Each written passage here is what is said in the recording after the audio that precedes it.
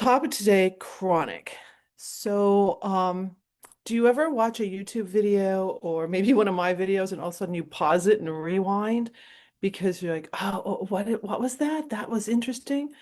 That happened to me a few days ago when I was watching an interview of Ellen Langer, who is a truly an amazing psychology professor at Harvard. I follow her and I'd love to study with her actually. So I was watching that interview and she said something that just paused me. And I paused the video, went back and heard it again.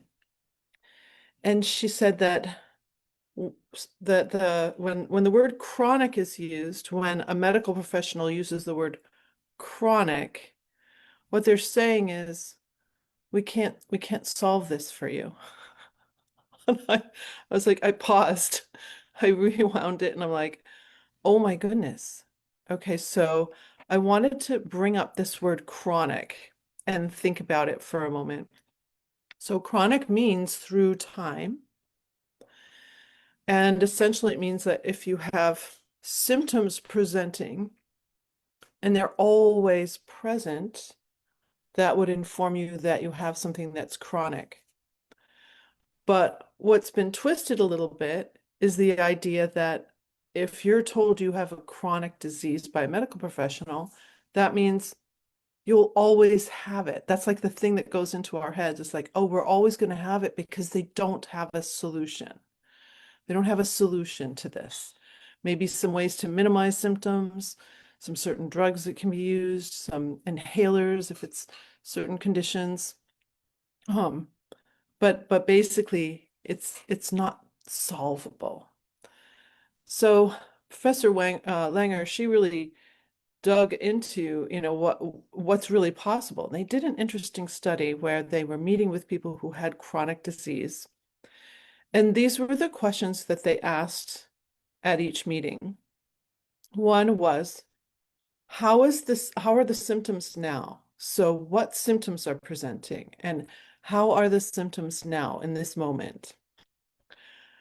And I added, how often are you experiencing the symptoms from the last time we talked? So has it been chronic, which means through time, the whole time you've experiencing these symptoms? Or is it up and down? Is it changing? Her next question is it better or worse than the last time we talked? And it didn't seem to matter whether it was better or worse, as much as they were becoming aware and tracking how they felt about it. And then the final question, why do you think so? So, in other words, starting to get to the clues as to why the symptoms would be worse or less. And for almost every one of the symptoms, it has a root cause in the fight or flight stress response, in the stress hormone release. So what typically would be the things that made it worse were stressful situations. Oh, my sister just lost her job, or oh, my father just got diagnosed with dementia. Like there'd be some stressful event that would make the symptoms work worse. That's not what she was talking about. That's what I experience with my clients. So backing that out, it's interesting to ask if the symptoms aren't presenting all the time, is that truly chronic? Is that truly chronic? If we're on this roller coaster, so when the symptoms are presenting, we're in the disease. When the symptoms aren't presenting, it might be called we're in remission, or or do we even have the disease in those moments? Like I'm just opening this up. I'm opening this up because I find it really fascinating. So what they found doing this study that I'm going to just share exactly because I started scribbling notes once I started tuning in and doing that little rewind thing. I'm like scribbling notes. Okay. So by engaging in the process of analyzing the symptoms, people felt less helpless and their health improved. So just the act of sharing with someone else what was going on in these regular intervals, they felt less helpless and their health improved. Once you start noticing changes, you start feeling better because you notice it's not always the symptom isn't always maximum. It's not always high, high, high. There's this roller coaster. And when you start to notice that, that gives you this little bit of hope. By asking why now, is it better or worse, you actually engage in what Ellen Langer calls a mindful search. So your brain is now searching for the reasons why things are better or worse. So now you can actually take some action. You can have some agency over what's happening to you. And then the fourth thing she said was, you're much more likely to find a solution if you're looking for one. This last one got me really thinking about people that I've worked with. Well, actually, the whole thing does. I think the first thing that she talked about by engaging in the process, there's this bit of hope. So when I first have a call with anyone who's interested in working with me, the number one thing I'm hoping to impart is that there's a little bit of hope that we can start to minimize the effects of the stress response. Like that is my gig. That's what I do at Pressure Free. If I can provide someone with the tiniest bit of hope, that opens up possibility.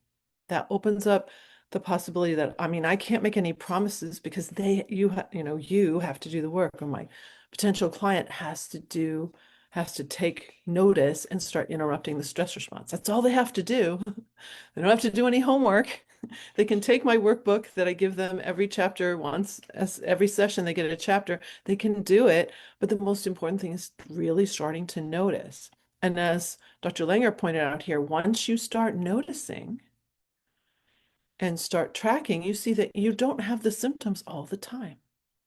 This was the case with one of my clients who had a diagnosis of ADHD.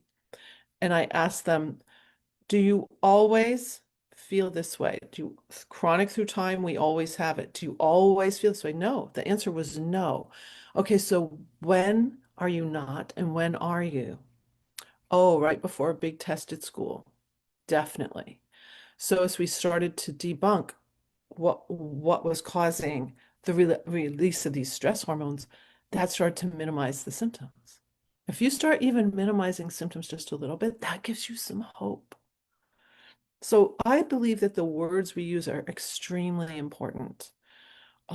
Diagnoses, when we receive a diagnosis, um, that can be incredibly, it either can provide some relief because now you have some answers, but then more deep-seated, it can provide can cause some anxiety because now you're worried when the symptoms are going to present. Does that make sense? And it could be at just the wrong time. Like you have to speak in a meeting or give a presentation, and now you're all jittery and you're clicking the pen and you're so nervous and your face is all red. And I mean, now you've exhibited these side effects, if you will, of the stress hormones, and that's what you don't want. So, um, so using the word chronic, I think, is an interesting one. And as Dr. Langer said, that's a medical, when it's said in a medical situation, it means we can't solve it. You're going to always have it. What if we took the word chronic out? I think that would be interesting to take it out and just say, oh, you're presenting with symptoms of this disease. Then start asking these questions. How often are you presenting with these symptoms? Oh, okay. So it's every time before you go to bed, or, when is it happening? Is it better? Is it better or worse? When is it better or worse? Why do you think so? So we're getting the brain to take action and think rather than sit back and be in a state where we feel like, oh my gosh, I'll never get rid of this. I was in that state with my eczema. Basically, the physician said, you have chronic eczema, like it's never going to leave you. That's why if anybody would have said they had a remedy by 35 years, I'm like, I've tried everything. But in 8 weeks, those fingers completely cleared. These were cracked and bleeding knuckles for 35 years. And the symptoms would get a little bit better and worse, but I pretty much always had it. The stress acne I would get on my cheeks, that went up and down quite precipitously. Like totally clear skin and then bouts of stress acne. And when was it? Usually before a big production that I was producing with the symphony, or before the annual meeting of the board, like big events. That's when the stress acne would come.